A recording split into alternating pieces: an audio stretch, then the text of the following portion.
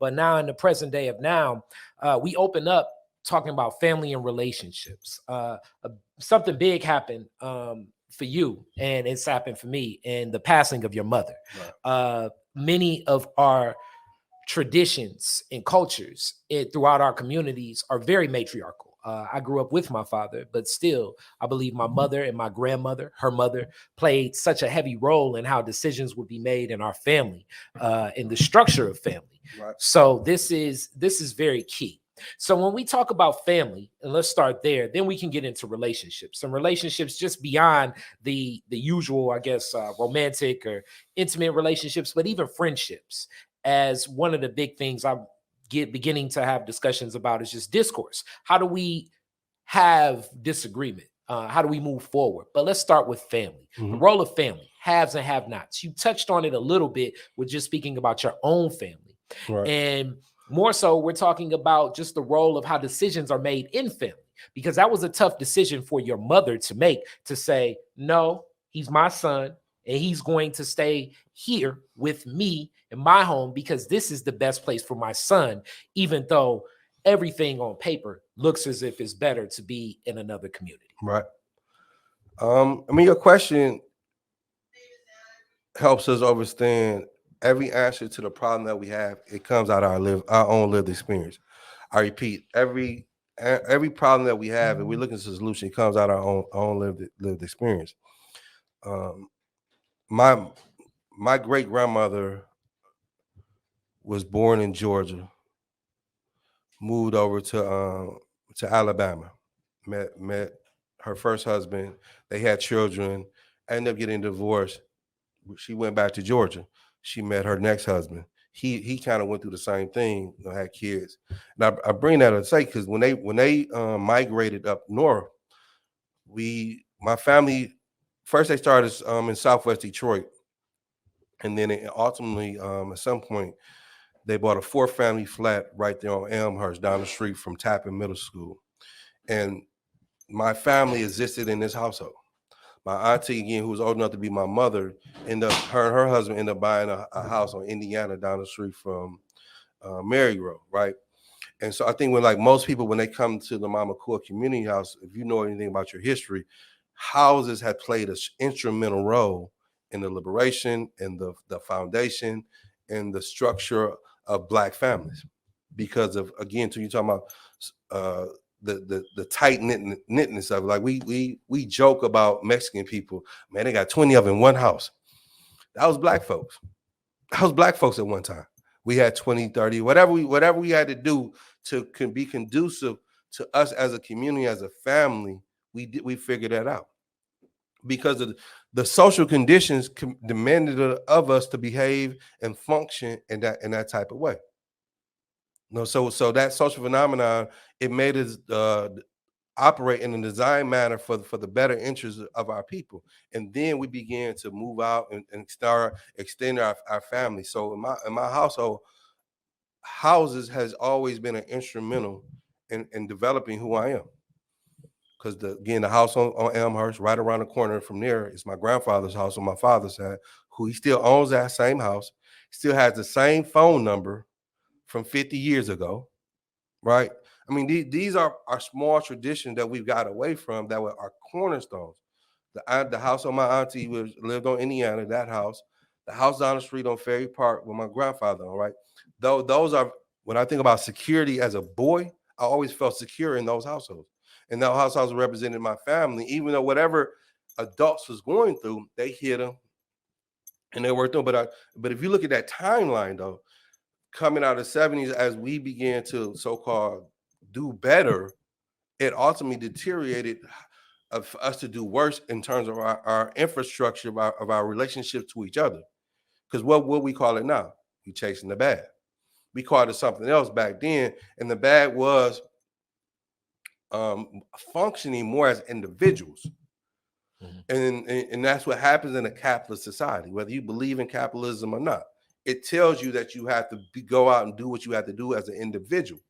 And the more we function like that, because at our best as a people in Detroit is when we work together. So I just naturally have to reframe this question and just get pull more as we look into like the analysis of what the challenge is, and then an analysis of what a solution could be. What I'm pulling, what you're saying, is more so as people step into this idea of individualism, and really, when we think of America, it's rugged individualism. Right. They usually put that adjective in front, Right. tying it to success. So if I pull this correctly from family, what you're saying is as we embrace the ideologies of individualism, more so as we have more, we become more of the individual. Correct. When we have not, quote unquote, we're thinking more familial.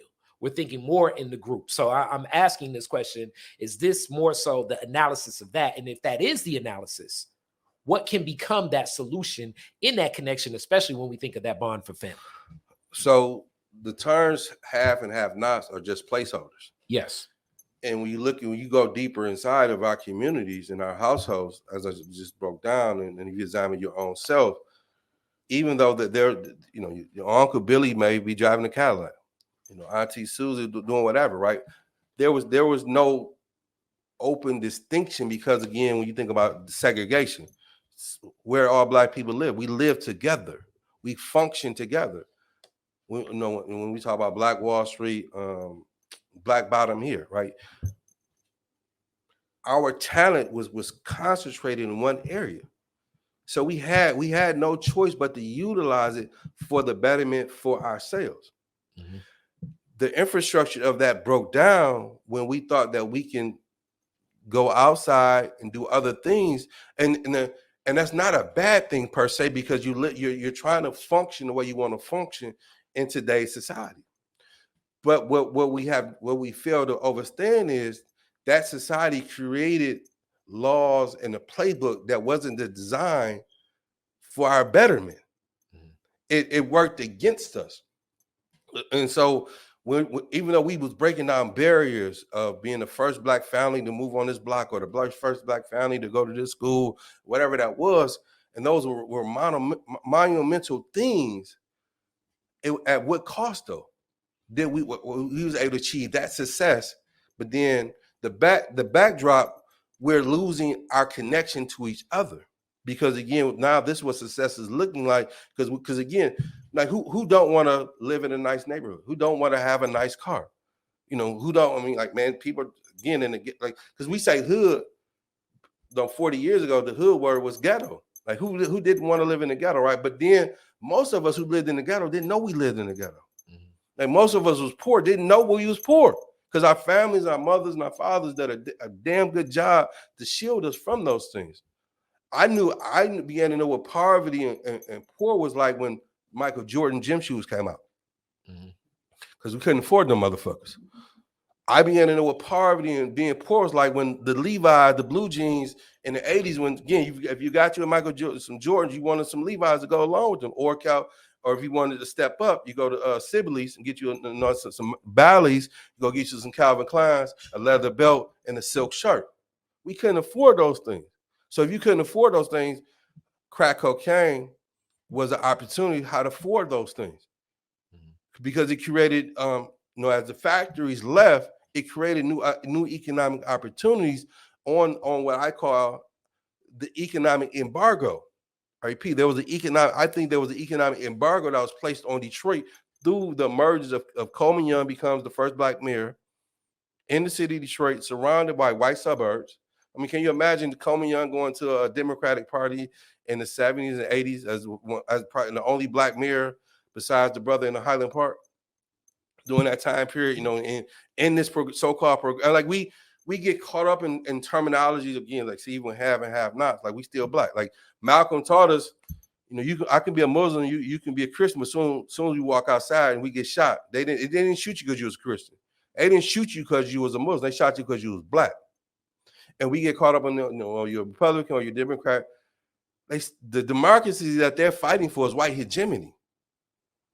They're fighting for a different type of democracy than what we're fighting, but because we're playing or going by their playbook, and this ties us all back into, so the importance of having a conversation to have and have nots is now in the present day where you live at, where I live at, and a lot of folks live in the city of Detroit. You're talking about communities neighborhoods that's under siege. Mm-hmm.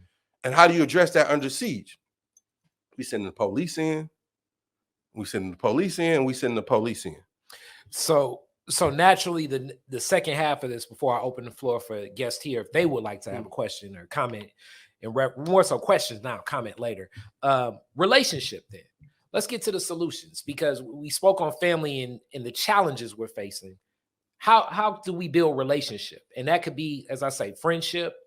It also is intimate relationships. How do we build upon those relationships when we already may have a fractured family ideology of what we see as success? Because a lot of things that you're putting out is, nice car, nice house. That's all, I believe. A lot of programming and what we believe and what we perceive is that. How do we combine in relationship for growth, for understood values, to work together, to move forward in understanding alone? Well, we have to stop allowing people outside our community to determine our relationships, determine what success is, and how we function in the success hierarchy. And by default, we all do that. And until we have serious conversations, because again, we all wrestle with being black. Whether you're a black man, a black woman, a black girl, a black gay person, because we all find ourselves surrounded or suffocating in whiteness, and at some form or at some level. And until we able to break that, and breaking that is,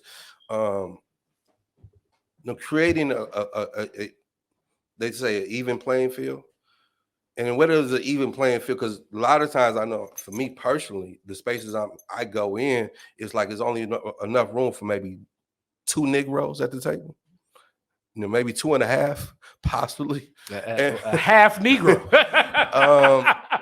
And a lot of halves out here. And a lot of us don't even realize, like, we begin to perform in a certain way in this space. Because I know when I came, I've been home 21 years. Some of us know, like, I've been to prison, whoopity whoop, right? And you get the, oh, you so wonderful, brother. You're so great. And you're so, like, I remember one person told me, like, I didn't know you was that intelligent, or I didn't know you was that smart. And I'm like, man, what smart looks like and shit, right? And I bring that because we all hear that. We all hear in some form, some fashion, this exceptionalism. And even now that we taking that exceptionalism, we're using the term black excellence. And I'm still trying to, like, what is black excellence? Does black excellence supersede black liberation now? Or is that the new code word? And I'm not taking a shot at it per se, but we're trying to create comfortability to exist while we still being oppressed. Why not acknowledging and recognizing that we're oppressed? And sit with that for a minute. The problem is not being oppressed. The problem is what we're going to do about being oppressed. So I'm in school, was reading this theory called feminist standpoint theory, and I really rock with it, because in it talks about the position and the situation of the person where you're located, its strength. The strength of it has the ability to analyze your situation and provide you with the data and the analysis for your liberation. There's privilege in your position. And I read, like, damn, that's powerful, that's deep. And I'm very careful of using white social theories to explain black phenomena. Using white social theories to explaining black phenomena. But I think that one there relates, because you go deeper, feminist standpoint theory grows out of Marxism and what Marxists stand for. I mean, and it's all complicated, but I bring that up to say, because of when we talk about solutions, again, even that's a trick word, because people, I think it was Elgin Cleaver said, either you're part of the problem or you're part of the solution, right? And so with black folks, when we come to the table and we start talking, like, why are you complaining? I'm not complaining, motherfucker. I just haven't had a chance to talk. It sounds like I'm complaining. Let me speak my piece. Then you may hear the solution. And again, because of where we're trying to get to, we're trying to get there so fast. And we're not trying to bring everybody on board. So for me, and prior to my mother passing, I've always determined and measured how I engage struggle through looking at the world through her lens, through her eyes. these books I read these books. My mama ain't read these books. If I gave it to her, she'd be like, nigga, I ain't reading these books. You know, it was going to, you know, and that's just the authentic talk, right? That we would have. However, she was an everyday struggler in her own way. She fed folks. She opened her room up, her house to house people, et cetera, without a grant. And these are things that we have to, like, people ask the question, can Marcus Garvey and the UNIA be successful in these times of organizing? And that's a deep question, because you think about it, in the 20s and the 30s, his organization himself, it was very, very successful. Why they was very successful? Black folks, they knew they was oppressed. State of Black Detroit 2022 is brought to you by Detroit is Different. You can support Detroit is Different by liking, subscribing, and following Detroit is Different, the website, Facebook page, Instagram page. And also, remember, you can always give to Detroit is Different at Cash App, at Detroit is Different at the cash tag, and through PayPal.